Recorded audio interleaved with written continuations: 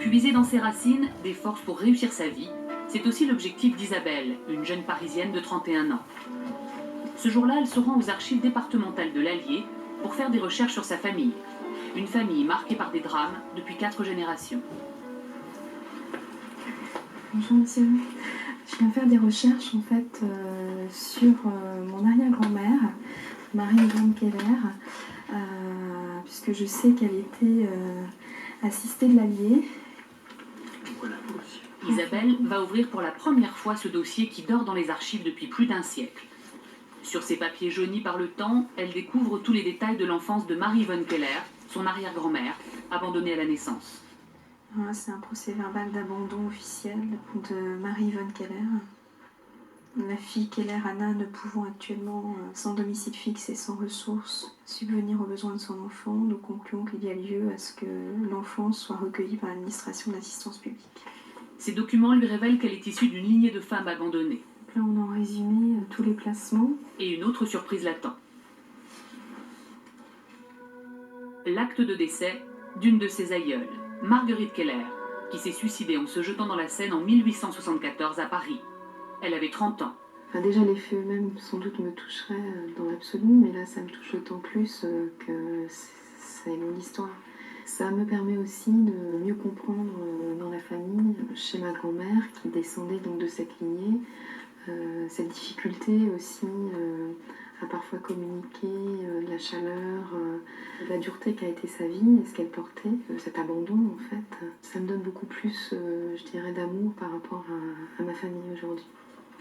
Ce qu'elle découvre ici l'aide aussi à mieux comprendre ses propres difficultés. Son instabilité professionnelle et sentimentale, ses relations houleuses avec ses parents.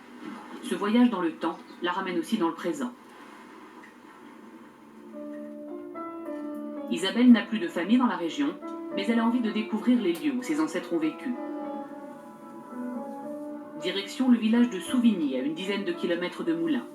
Ici, elle cherche la maison où son arrière-grand-mère a vécu. Elle possède pour seul indice le nom de la rue. Bonjour monsieur, excusez-moi. Je veux savoir, est-ce que vous connaissez la rue de la Cure? La rue de la Cure, c'est vous redescendez, vous tournez à gauche et à l'arrière, c'est le vieux château. Oui, je suis à la recherche en fait des traces de mes ancêtres qui ont vécu ici et donc... Vos ancêtres à vous hein? Oui. Oui. De mes grands-parents, arrière-grands-parents. C'était quel nom? Alors, Racle, R-A-C-L-E. C-L-E, Racle, Keller et puis Baudard. Rue de l'Ancienne Cure. Rue de l'Ancienne Cure, voilà, c'est ça. Voilà. C'était ici. Voilà. C'est un bon promenade. Merci. Isabelle cherche le numéro 10, pas évident dans cette ruelle où les maisons les plus anciennes datent du XVe siècle. Je vois pas de numéro, donc, mais en tout cas déjà rien que de se dire que c'est ici, c'est dans cette rue, ça permet déjà de situer. Ça fait marcher l'imagination. Oui. Mmh.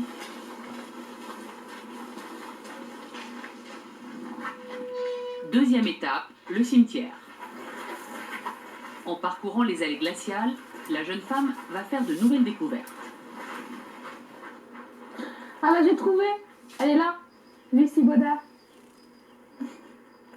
C'est la tombe de qui ici, Isabelle? Lucie Baudard, qui est en fait la nourrice de ma grand-mère, qui l'a hébergée pendant toute son enfance, qu'elle appelait d'ailleurs tante Lucie, puisqu'elle considérait comme sa tante. Et, elle est décédée le 27 février 1960, à l'âge de 79 ans. Des noms, des dates, Isabelle prend des notes. Elle enrichit peu à peu son arbre généalogique. Mais ce n'est pas la seule raison de sa présence ici. Bah, c'est aussi pour rendre hommage à cette personne et je sais que ça aurait fait plaisir à ma grand-mère. Voilà. Rendre hommage aux défunts, retrouver des traces matérielles du passé. C'est le parcours de tous ceux qui, comme Isabelle, cherchent leurs racines. Mais d'où vient ce besoin? Je pense qu'on est une société qui nous offre pas beaucoup de repères.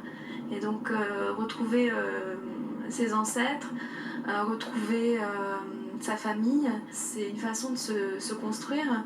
Et je crois que c'est nos ancêtres et puis les enfants qu'on peut avoir, c'est ça qui est l'essentiel. Et que le reste, peut-être ça bouge autour de nous, les amis bougent, le travail bouge, mais ce qui ne bougera pas, c'est ce lien. Et c'est ce lien-là qu'il faut préserver. Avec tous ces souvenirs, Isabelle rentre à Paris.